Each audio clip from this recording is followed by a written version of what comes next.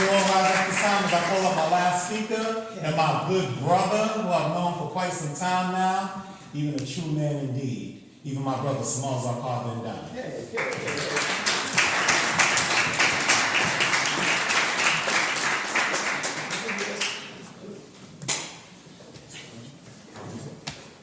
How's everybody feeling?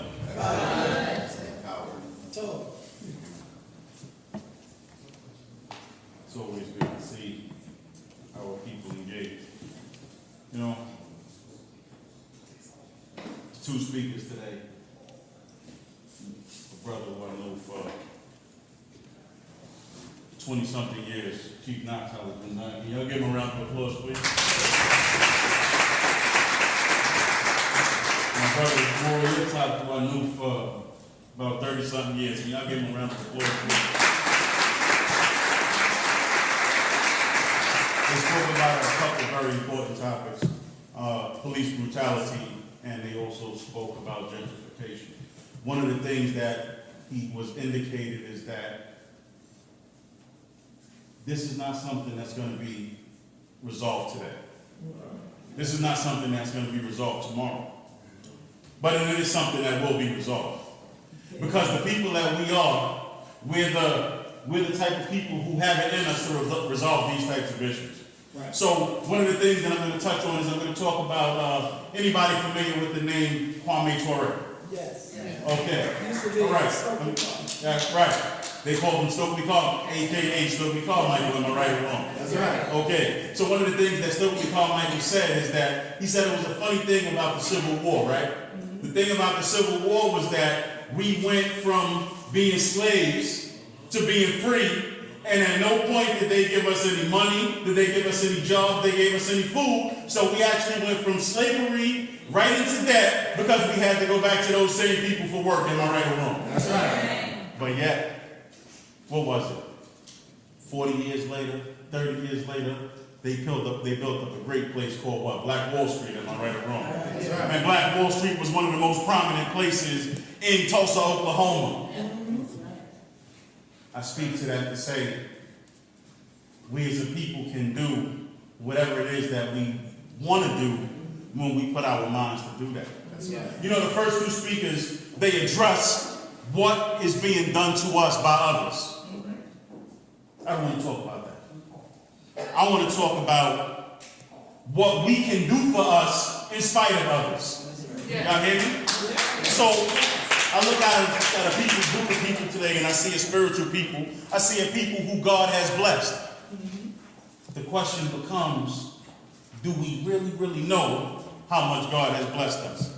So God blessed us to be a people who always seek community, to assist each other and to work together. Yet, there are those who want to separate our communities because they know that our community remains our strength. I'm not going to talk about who those are and who they are because I think we all know who those are and who they are.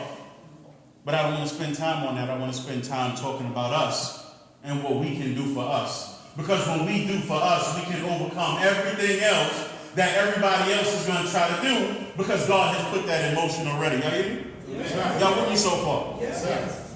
Okay.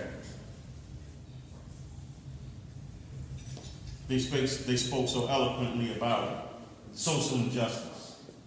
They spoke about the social injustice related to police brutality. They spoke about the social injustice related to gentrification and all of these various types of things. And we actually aptly named this event Social Injustice. Right. Mm-hmm. But I'm going to do a little bit different. I'm not going to call it social injustice. Because this is not social injustice, but in fact, it's social empowerment. The reason that it's social empowerment is because we know everything that everybody has already done, and we know everything that everybody's already trying to do. And because now we know, now we can move forward to take our own stand to empower ourselves. So I say social empowerment because guess what? No individual and no group has power over you unless you give it to them. Does that make sense? Okay. All right. I say social empowerment because it's time for us to get back to our communities. And I can tell by the talk that's been going on. And like he said, we're going to have a question and answer at the end. So we know how people like to talk. So we save time just so we can talk. Don't worry about it. We good. They spoke about the various intimidation tactics that they used to scare us into giving our rights away. But I choose to speak about the various mental tactics that they now use to facilitate us freely giving our rights away. So now, they talked about gentrification, and there was that back and forth saying, maybe part of it is our fault. I agree. Part of it is our fault. Because anybody remember when they were giving away buildings in Bed-Stuy for $1?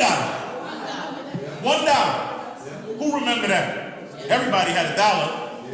$1 was 20 peanut chews, right? That's all it was.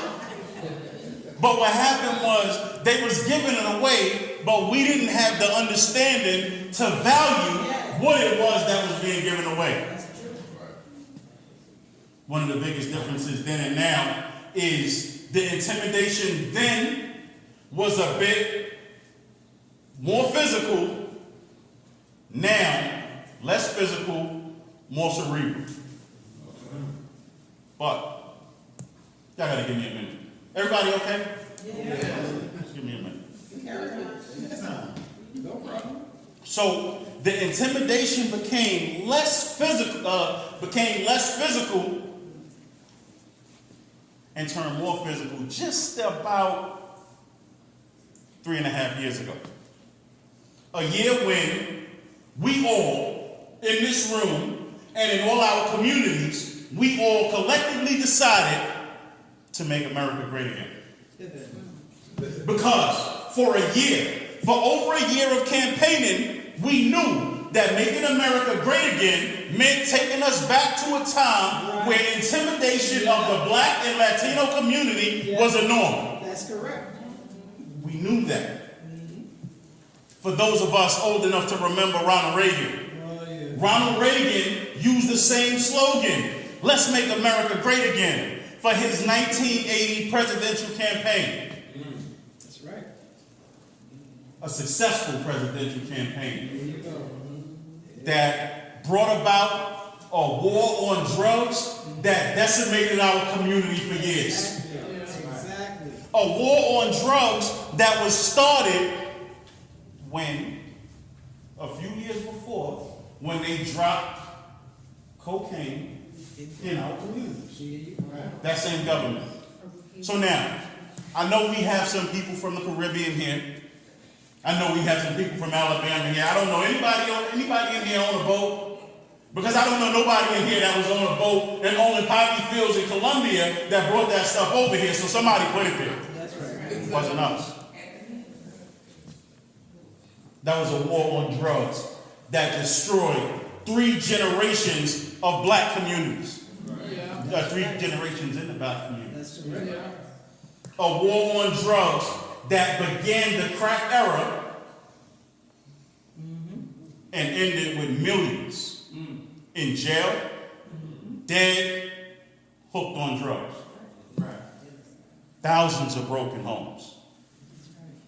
Yet, in 2016, we collectively as a community decided to make America great again. We chose to make America great again because we chose, whether actively or passively, to not participate in the elections as we have done in the past years.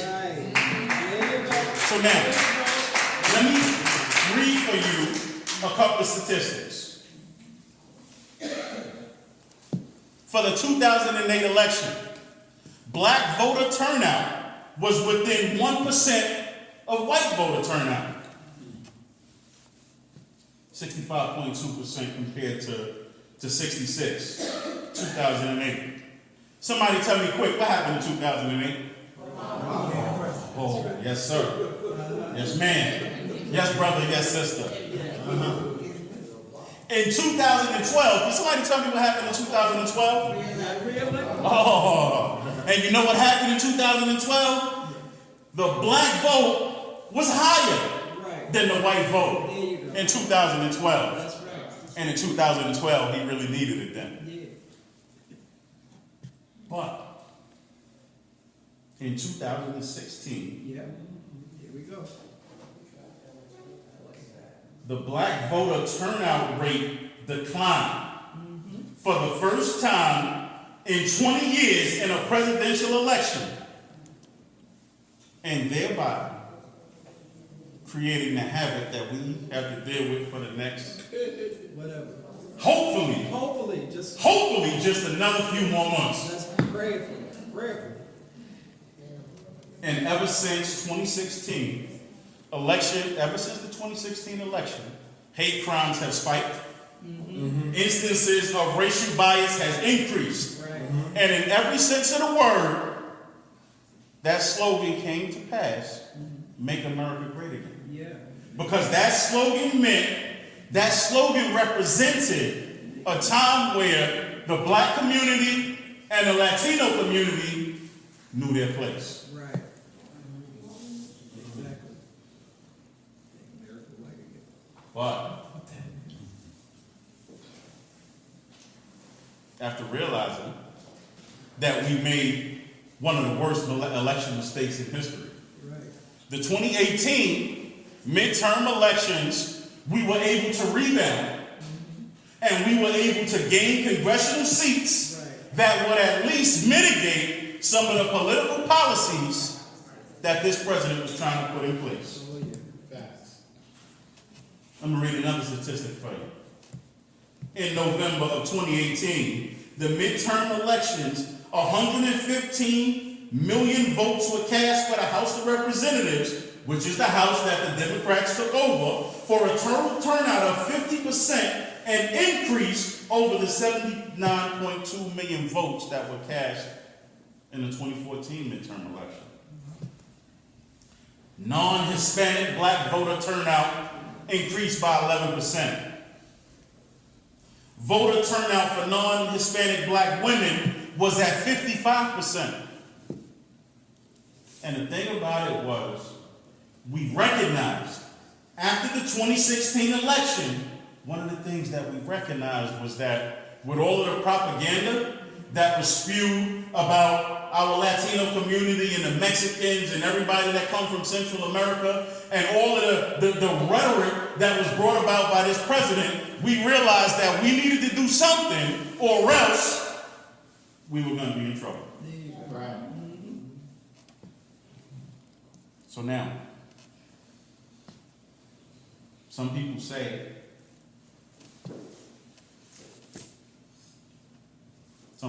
that voting is not important. Some people say that voting does not matter. Some people say that your vote does not count.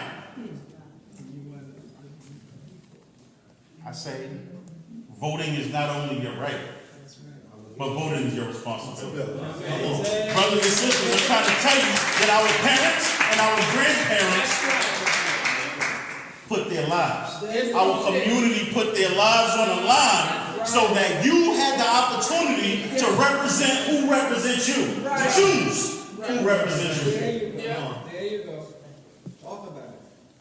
Voting is that opportunity to balance those scales of justice that have been unbalanced against us for so long. Yeah. One of the things that I'm going to again reference Kwame Ture in a 1986 interview. One of the things that he said, he talked about his stance against the Vietnam War. And he said, why am I going to go and fight in Vietnam in a foreign country and help them get their right to vote when I'm being shot here in my own country by my own people for me trying to give my people the right to vote? 1963, civil rights activist Medgar Evers was shot. That's right. Assassinated Right. because of his attempts to enroll black people and to get them registered to vote. Yes. 1963, That's right. his murderer was not convicted until somebody take a guess. It was 1989. 1994. 31 years later, a murderer was able to enjoy his life when Medgar Evers was not afforded that opportunity. Right. In 1965, Dr. Martin Luther King led a contingent of people on multiple 54-mile walks, marches from Selma, Alabama to Montgomery. On a day came to be known as Bloody Sunday. They marched in the face of whips. They marched in the face of nightsticks. They marched in the face of tear gas and what can only be known as police-sponsored acts of police terrorism. Exactly. All of that so that you had the opportunity to vote. Yes. Right. So when we decline our right to vote, we show that that's blood that was spilled That's right. was blood spilled in vain. There you go. There you go. So when we render those selfless acts of all of those 1960s advocates, and when we render that null and void, we give liberty to whatever happens That's right. when you choose not to vote. So guess what? You don't vote, you don't complain. That's right. There you go. There you go. Because we all have that right.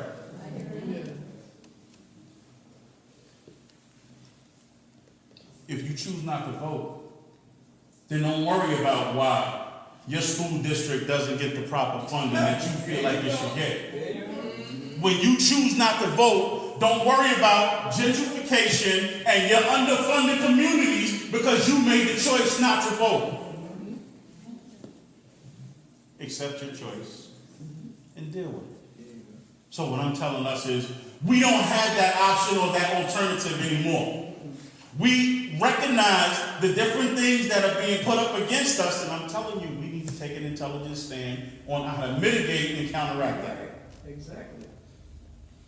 So I again tell you, don't listen to the people who tell you that your vote doesn't count.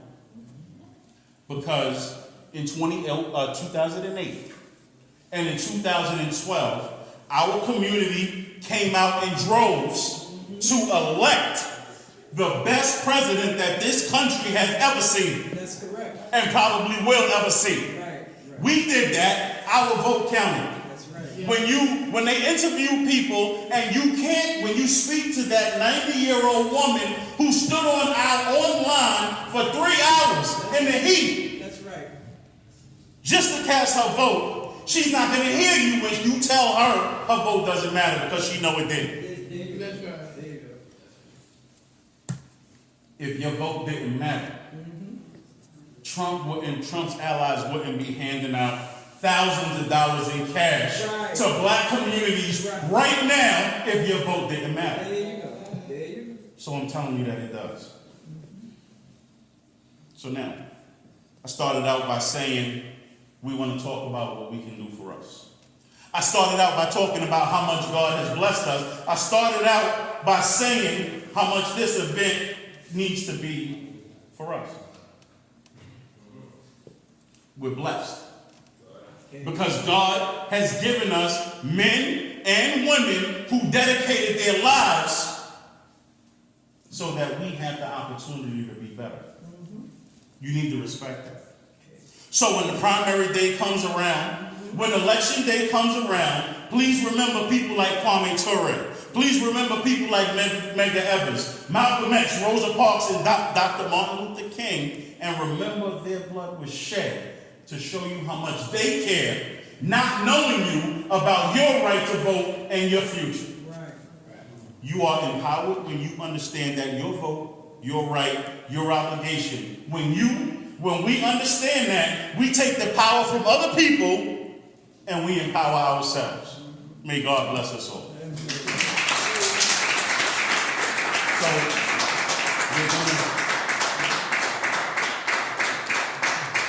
we're going to take questions, and then we have a couple other things that we want to do before we open up that question and answer period. So I know the sister in the back had her hand up from my second line. So let's go.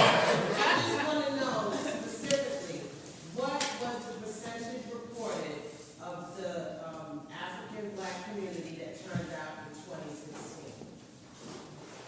What is the percentage number? Because like as you said, in 2012 and 2008, that's when we had. I'll tell you right now. What's the percentage in 2016? It was 59. Because I worked 59.6%. during the voting polls and stuff, and we were told that it was only 39%. No, it was the research that I've done, well, the research that my daughter did for me. I just gotta keep it real. 59.6%.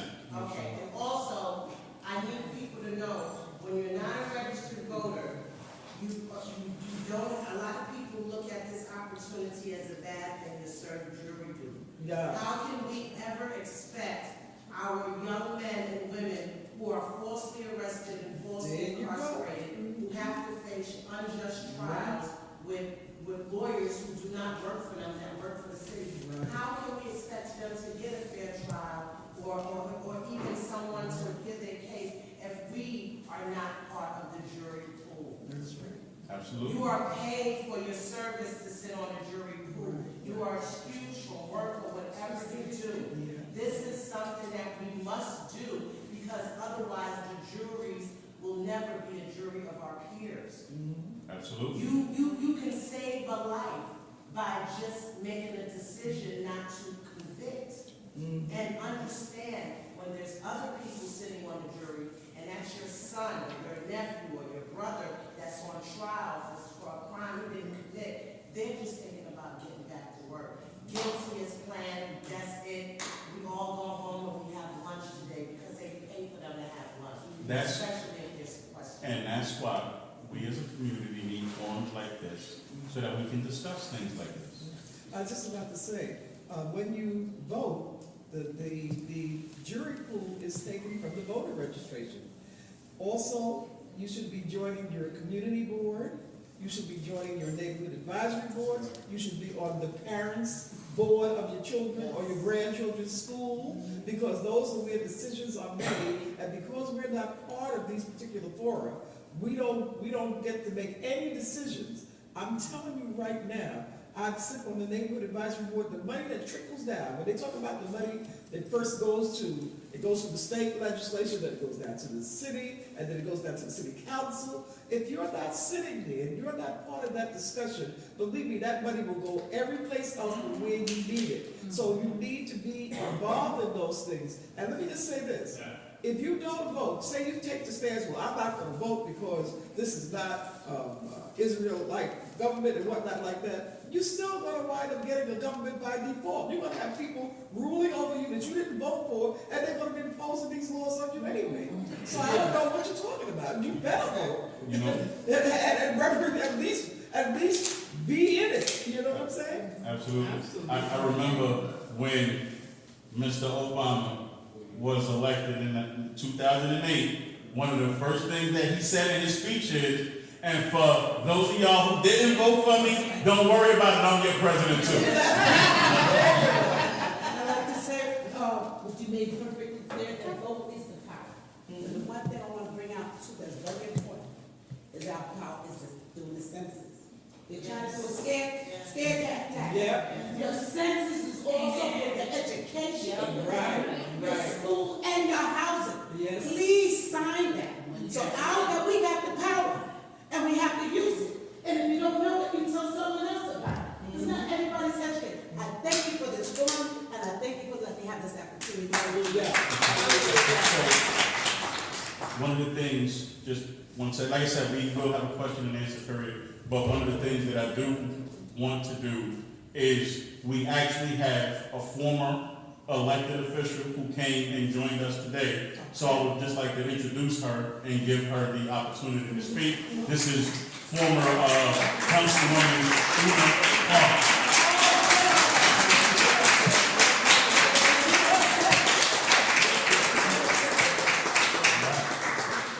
She's the eldest, so y'all stand up.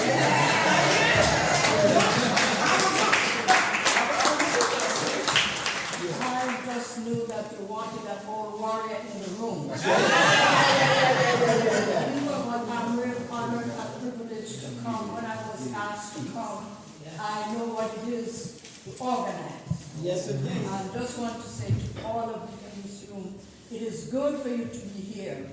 And each of you should have brought somebody else. That's right. Because in our community, that's the way it has to work. I have been around for too many years. This is the 85th year of my life.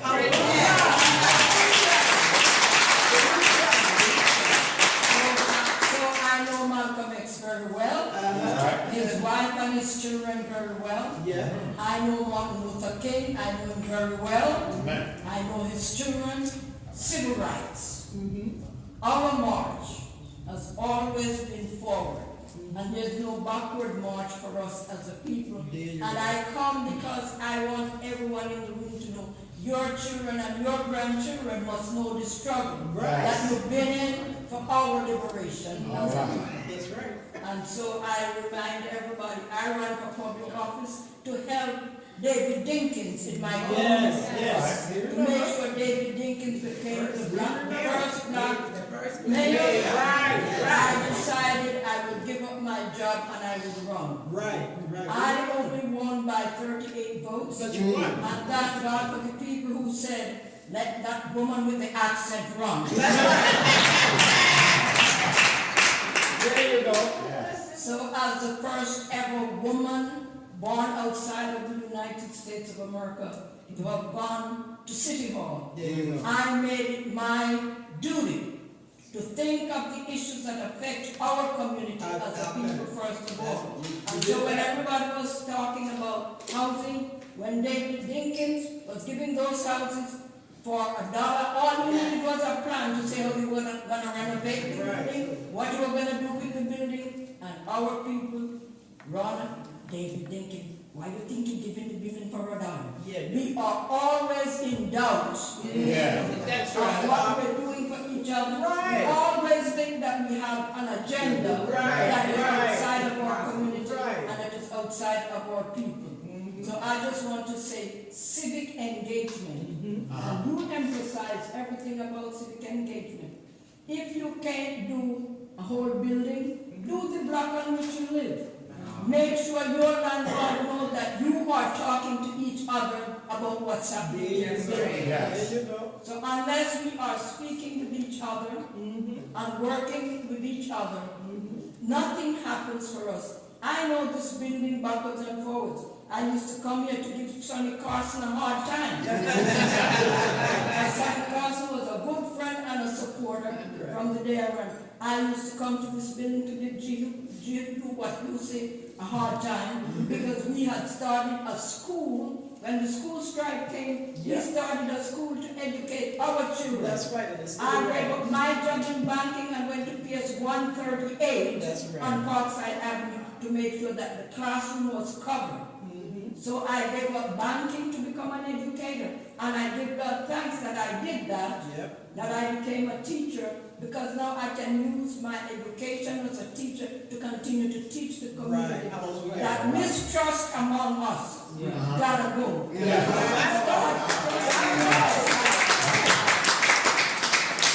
First brother said he was Muslim, no. No. Whatever it is. I am coming from church, and I believe there's only one creator. What name you call him by, whatever name you call him by, he is the greatest liberator. So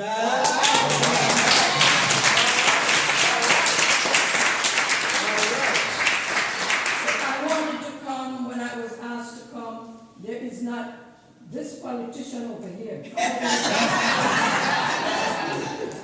This is what you call a budding politician. Somehow there's facts and statistics.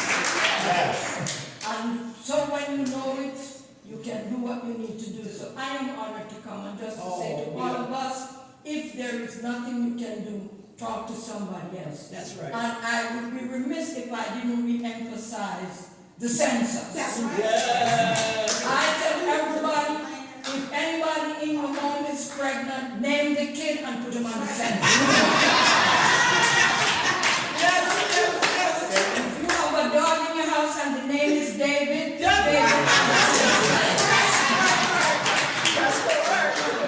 Make sure our numbers strong. That's right. And then finally, before I go, I don't know whether you know that I am a politician, and my daughter and I are the first ever mother-daughter succession in public office.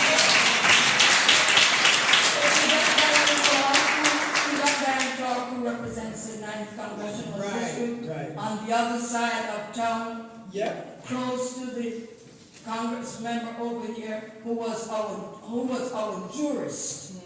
He tried that case, and he helped to find Trump guilty. Yes. And Trump is guilty as sin. Yes, Lord. Yes, Lord. And whatever the Republicans do to keep him there, God is still on the throne. Yes, He is.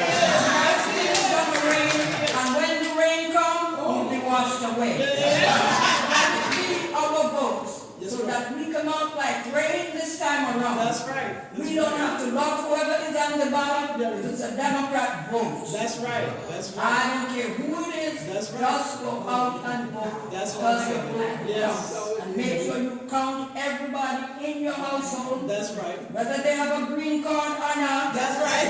And I got the ones on my side of town without the green card. Those who came with somebody else's name, whatever name you came by, put it on the census. Right. But let's do what we need to do as a people and as a community, Right. because in our unity is our strength. That's right. That's Don't right. worry about my accent. That's right.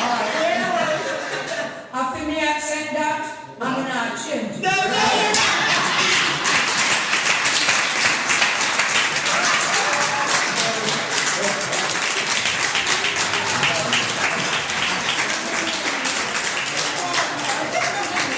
Go ahead.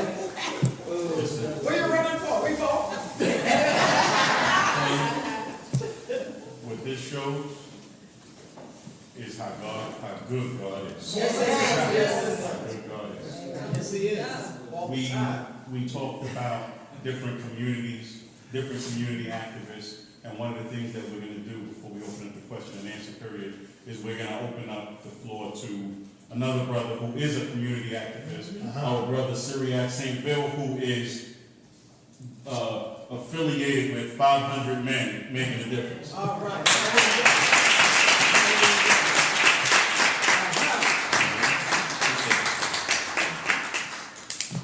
How's everyone today? My name is Cyriac St. Bill. I'm the Vice President of 500 Making a Difference. I had the pleasure of knowing these good brothers for well over 20 years.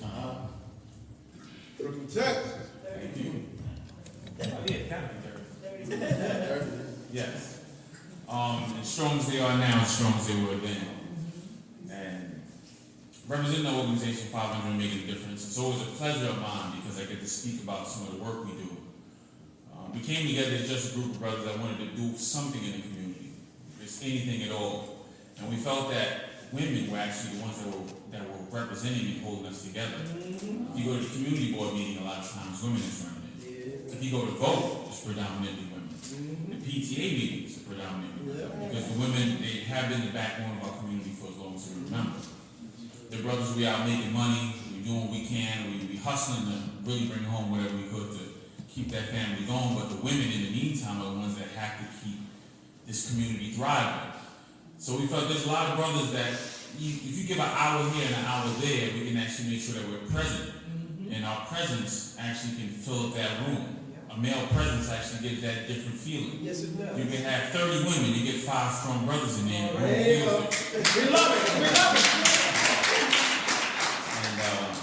And like I say, 10 years later, we've been able to keep that promise going. Hallelujah. What we do through the organization is we make sure that we're present in these community meetings, and we are present in our civic engagement. And not only are we present, but we try to bring along that one person, like Mrs. Clarke said, that we call ourselves 500 Making a Difference, and sometimes it might be just one of us in the room.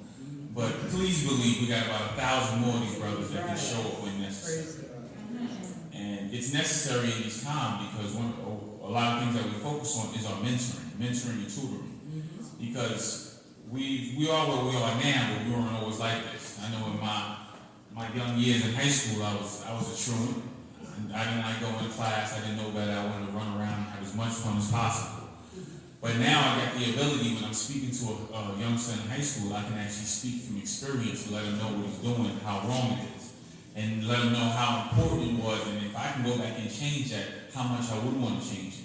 And my voice hopefully would have that tangible feelings in him that he might not get from somebody else. And that thing with mentoring, it holds so deep a place in my heart because I feel like that mentor to me might have changed where I was. But growing up, I wanted to be a president. I'm still hoping to be president one day. Depending on how things go. Depending on how things go. But I want to be for a young man what I wish someone would have been for me. And I hope that every gentleman here is for a young person around him what you might be. For the women, if you could be for the young lady, for them, what you might have needed for yourself as well. And as an organization, 500 Men, we try to be that beacon of mentoring. So it's intergenerational too, because there's times when after I got married, I wanted to make sure I was showing strength for my wife. So of course I tried to make sure I made a good living, tried to provide a stable household. But we were doing a volunteering effort. And this older gentleman told me, hey, do you have life insurance? I didn't have life insurance yet. I didn't believe in it. And he spoke to me, and after 2 days working on this project, I was very excited about life insurance. There you go. And I went and got me a life insurance policy. I started out with term, which wasn't good. But then I got full life. That's right. And my policy was for about $90,000. My wife was like, that's not $250,000. I was like, I know, but in my untimely demise, I know for sure I believe in my family something. There you go. And it gives me an extra sense of strength and pride when I sleep. And I learned that from this different intergenerational mentoring. It's something that I got from an elder. It's the same way I pass things on to the youth that my junior. So the organization, that's what we're about. And that kind of powerful stuff comes when people congregate together and they have a goal and an agenda. And it makes me happy to come here and see that this body is congregating behind a goal and an agenda. And only great and powerful things can happen. And that's what we're all here for. Once again, the name of the organization is 500 Men Making a Difference. We're always here to connect, and we're always looking to create those bonds. And I do believe that we're all following the same creator. And although my faith isn't what one's faith is, we all come together behind this one goal and agenda to empower our people to be that much stronger and make sure that we all do better for our children. So please, if there's any way that our organization can help 500 Making a Difference, we're always looking to work with these gentlemen here. Work with this congregation to see how we can help improve our community and empower each other going forward. Thank you.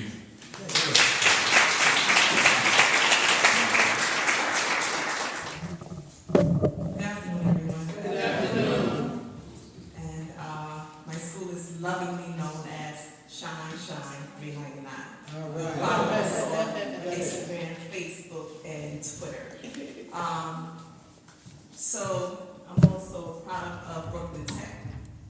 So it's been 30 years, right? Even though we don't look like it, but it's definitely been 30 years, and it's an honor to be in the presence of amazing men that's doing wonderful things in our community. And as I was sitting there thinking, I was like, wow, this is really full circle, because we know the importance of what we have to do as adults in our community. But it starts with the children. Yes. It starts with the babies, because we don't just wake up and we're 20, 25, 30 and we know what to do. We have to plant the seeds very early on in our children. So in our school, we have student government, we have My Brother's Keeper, we have My Sister's Keeper. Our children are empowered, because being an educator in the 21st century is so much more than being an instructional leader. It is about being a community leader. It is about knowing how to utilize the resources that we have within our community to impact instruction, but not only to pass a test, but to help our children be able to be the change agents that's necessary in our community. And not only when they become adults, when they're 20 and 30 years old, but I'm talking about at 6, 7, and 8-year-olds, teaching our babies leadership skills that's going to be necessary for them in order to impact some of these injustices that we discussed today. It is critical that we work together to ensure that our children have everything that they need, everything that they rightfully deserve, so that they can assume these leadership roles in the future. So I definitely look forward to partnering with my brother over here, 500 men, making sure that we provide the mentorship and just different opportunities for our children. Once again, being an educator in the 21st century requires that when your brother asks you to come out on a Sunday afternoon, you come out. Come out, speak to the people, because they're our children, right? If we don't take care of our children, then it will impact our children. It will. Let me say that again, because sometimes people don't understand the importance of that. It's not my child, right? Because my child is, I'm doing what I need to do over here for mine. But we spoke about the concept of trust and how we don't trust each other. And as a people, that is something that we have to find a way to break down that barrier, right? And I believe if we all rally around our children, they are all our children, right? Because I had my son with me in the audience. He said, bring one, I brought one, right? Right? I don't want my son to hurt your son, and I don't want your son to hurt my son. Therefore, it is imperative that all of us take care of our children. Exactly. And it's so much more than reading, writing, and math. So much more than reading, writing, and math, right? So we talk about culturally responsive education. Simply put, we have to know our students well. We have to know our children both academically as well as socially, emotionally. And we cannot wait for anybody to come and save us. We have to save us. We have to save us. What are we waiting for? We are the people that have to come to save us. Exactly. Right? And again, LaKeasha Williams, principal of Shine 399, a community leader, making sure that I'm utilizing the resources that I have in the community to positively impact the lives of our children way beyond a test score. Thank you.